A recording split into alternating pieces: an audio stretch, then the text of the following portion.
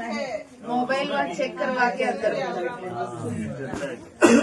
एक का भी मोबाइल बजती है। देखिए आप लोग अभी ना समझा करो ध्यान होता क्या है। ध्यान एक सुंदर सा यात्रा है। बीच रास्ता में जाने के बाद किसी को वापस बुलाओगे कर्मा बन जाएगा।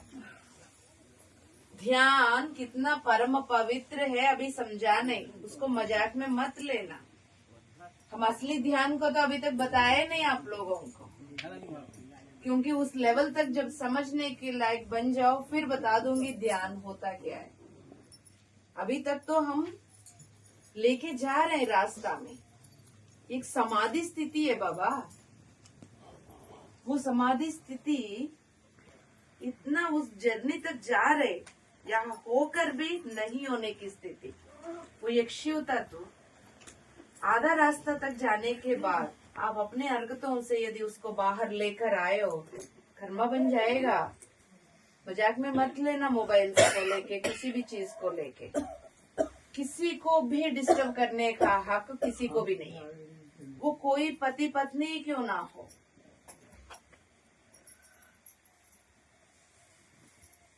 किसी भी जन्म में हम जाने अनजाने में गलतियां किया हुआ है, उस गलतियों को सुधारने का मौका मिला है हमें। हम भी दूसरे के आत्मा की प्रगति को हम अपनी बातों के द्वारा, हरकतों के द्वारा रोक दिया गया है।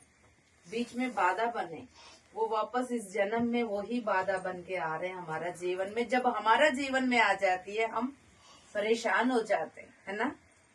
अब मुझे रोक रहे बाहर जाने से, मुझे ध्यान करने से रोक रहे, मुझे स्वेच्छा में रहने नहीं दे रहे। अब हम जो कुछ भी हम बोल रहे हैं ये सब कुछ हम पिछले जन्म में दिया हुआ है कर्म, अब भुगत रहे। याद रखिएगा, अदरवाइज क्यों हमारा जीवन में बाधा आ रही है। हम भूल चुके हमने जो किया है।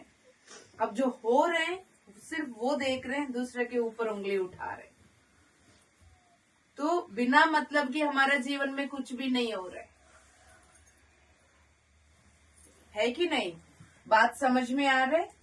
यस। तो आपके जीवन में जो कुछ भी बाधा है